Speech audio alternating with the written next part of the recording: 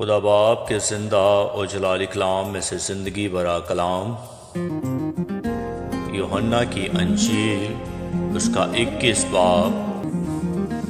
ان باتوں کے بعد یسوع نے پھر اپنے آپ کو تبریاس کی جھیل کے کنارے شاگردوں پر ظاہر کیا، اور اس طرح ظاہر کیا: شمعون پطرس اور توما جو دوام کہلاتا ہے، اور نتنائیل جو قانۂ گلیل کا تھا، اور زبدی کے بیٹے اور اس کے شاگردوں میں سے 2 اور شخص جمع تھے۔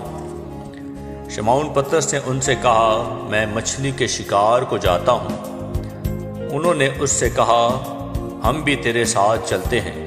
وہ نکل کر کشتی پر سوار ہوئے، مگر اس رات کچھ نہ پکڑا، اور صبح ہوتے ہی یسوع کنارے پر آ کھڑا ہوا، مگر شاگردوں نے نہ پہچانا کہ یہ یسوع ہے۔ پس یسوع نے ان سے کہا: بچوں، تمہارے پاس کچھ کھانے کو ہے؟ انہوں نے جواب دیا کہ نہیں۔ اس نے ان سے کہا کہ کشتی کی دائیں طرف جال ڈالو تو پکڑو گے۔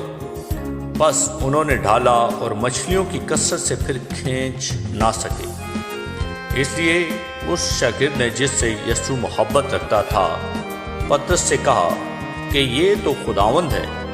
بس شمعون پطرس نے یہ سن کر کہ خداوند ہے، کرتا کمر سے باندھا کیونکہ ننگا تھا، اور جھیل میں کود پڑا، اور باقی شاگرد چھوٹی کشتی پر سوار مچھلیوں کا جال کھینچتے ہوئے آئے، کیونکہ وہ کنارے سے کچھ دور نہ تھے، بلکہ تخمیناً 200 ہاتھ کا فاصلہ تھا۔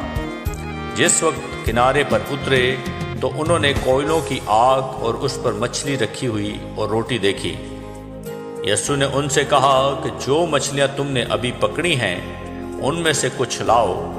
شمعون پطرس نے چڑھ کر 153 بڑی مچھلیوں سے بھرا ہوا جال کنارے پر کھینچا، مگر باوجود مچھلیوں کی کثرت کے جال نہ پھٹا۔ یسوع نے ان سے کہا: آؤ کھانا کھا لو۔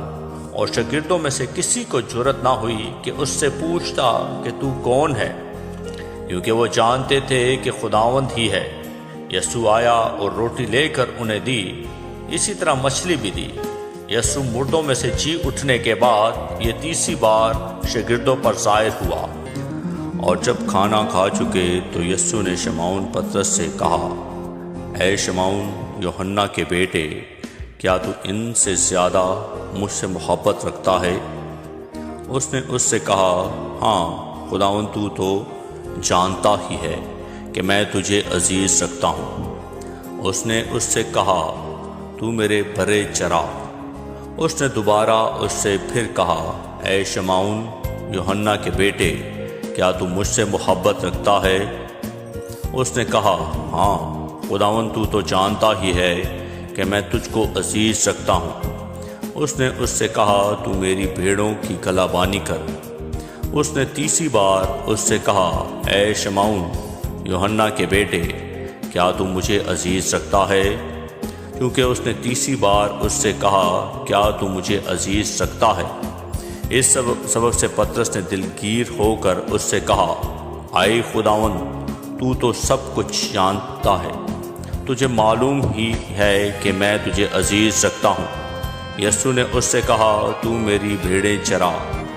پھر تجھ سے سچ کہتا ہوں کہ جب تو جوان تھا تو آپ ہی اپنی کمر باندھتا تھا اور جہاں چاہتا تھا پھرتا تھا، مگر جب تو بوڑھا ہوگا تو اپنے ہاتھ لمبے کرے گا، اور دوسرا شخص تیری کمر باندھے گا، اور جہاں تو نہ چاہے گا وہاں تجھے لے جائے گا۔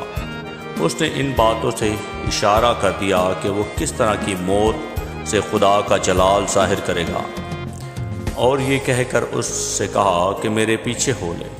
پطرس نے مڑ کر اس شاگرد کو پیچھے آتے دیکھا جس سے یسوع محبت رکھتا تھا، اور جس نے شام کے کھانے کے وقت اس کے سینے کا سہارا لے کر پوچھا تھا کہ اے خداوند، تیرے پکڑوانے والا کون ہے؟ پطرس نے اسے دیکھ کر یسوع سے کہا: اے خداوند، اس کا کیا حال ہوگا؟